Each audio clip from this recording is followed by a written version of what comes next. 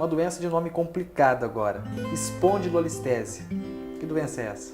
Se nós separarmos um pouquinho o nome, você vai ver que fica fácil. Espondilo vem de coluna e listese, escorregamento. Ou seja, é quando eu tenho escorregamento de uma vértebra sobre a outra.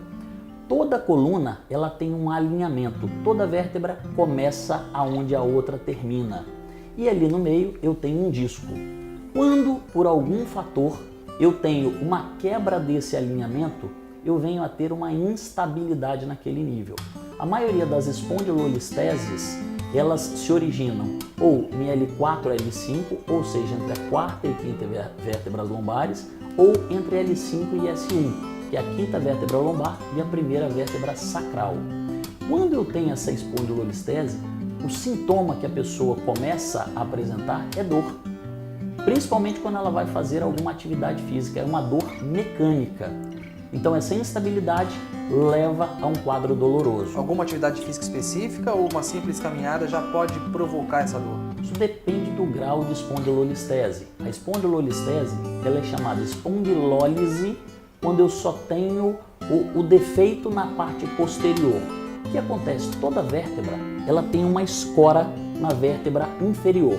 Isso é chamado pars interarticulares, ou seja, aonde uma vértebra se articula com a outra. Quando eu perco esse anteparo, muitas vezes é chamado fratura, mas não é uma fratura propriamente dita. É um defeito, muitas vezes, de formação. A espondilolistese, em muitos casos, ela é degenerativa.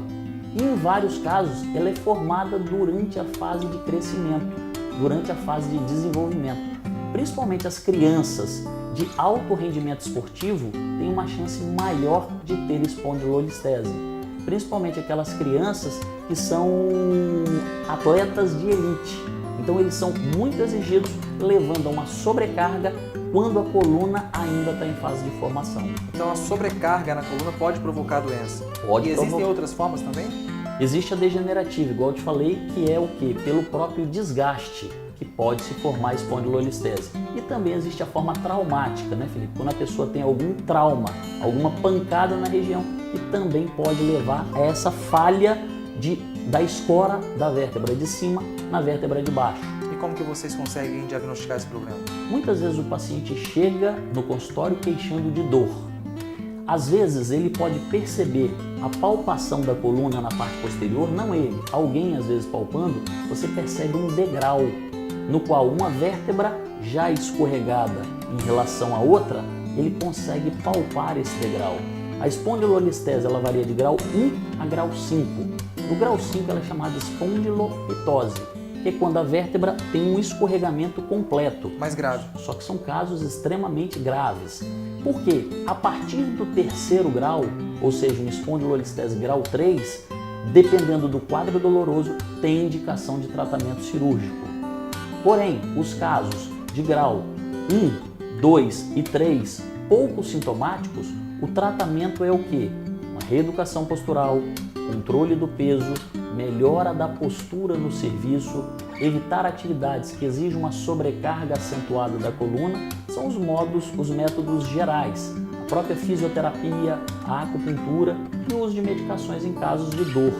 E o que a doença atrapalha, doutor, no dia a dia da pessoa, por exemplo? O que impede a pessoa de fazer no dia a dia dela? A maioria das vezes, Felipe, você vai ver, a espondilolistese ela causa um quadro de dor, a maioria das vezes.